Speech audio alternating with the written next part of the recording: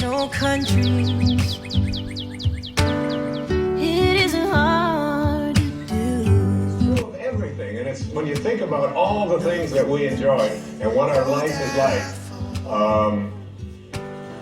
It took people who had a mind that wasn't closed to allow us to make the progress that we've made.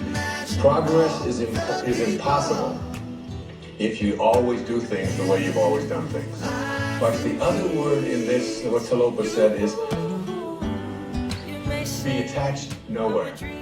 Be attached nowhere. Attachment really means I am deluding myself into a belief that if I can't have or if I can't do this or that thing, then somehow I'm going to become immobilized. So an open mind that is detached. In my most recent book, in A Spiritual Solution to Every Problem, I have an observation. And it's an observation from Anthony DeMello, a man I respect enormously, a priest, who, in The Way to Love, puts it this way. Here's a great test for your relationships, especially the relationships that you're in with those whom you love, not your children, but your spouses and your lovers and so on. Try this test on for size. 1, I am not really attached to you at all. I am merely deluding myself into the belief that without you, I will not be happy.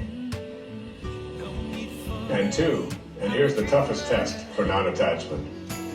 I leave you free to be yourself, to think your thoughts, indulge your tastes, follow your inclinations, behave in ways that you decide are to your liking.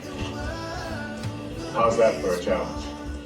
And so what most of us do in our relationships and why they are not as successful as we would like them to be is that we become attached and we tell ourselves that if this person behaves in a way that I find offensive, then I can't be happy. I make my happiness, my fulfillment dependent upon those people that I love being what I think that they should be. And detachment doesn't mean being a victim.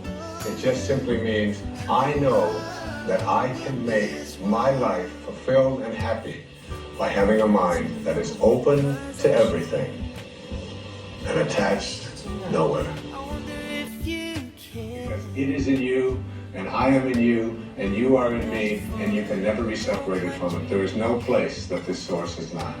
It grows everybody's fingernails. It beats everybody's hearts. It digests everybody's foods. It opens all the flowers, and you're always connected to it. And finally, the last principle I call wisdom is avoiding all thoughts which weaken you.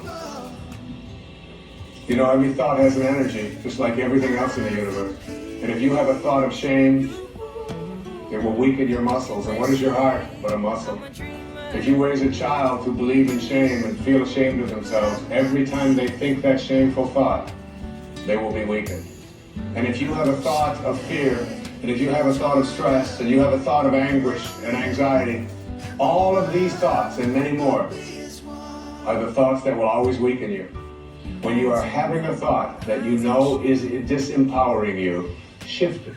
Shift it to one that is empowering rather than disempowering.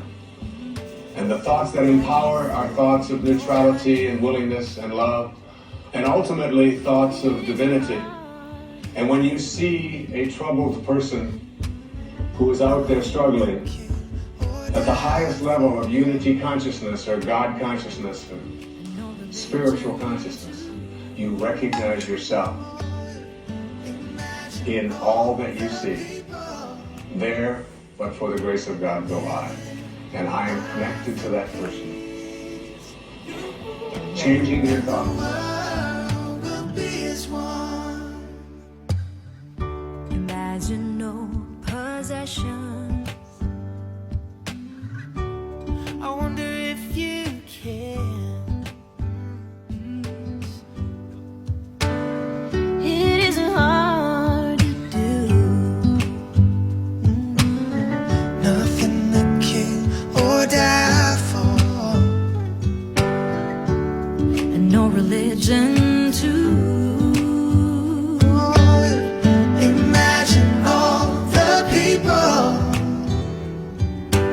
living life in peace. You may say I'm a dreamer, yeah, but I'm not the only one. I hope some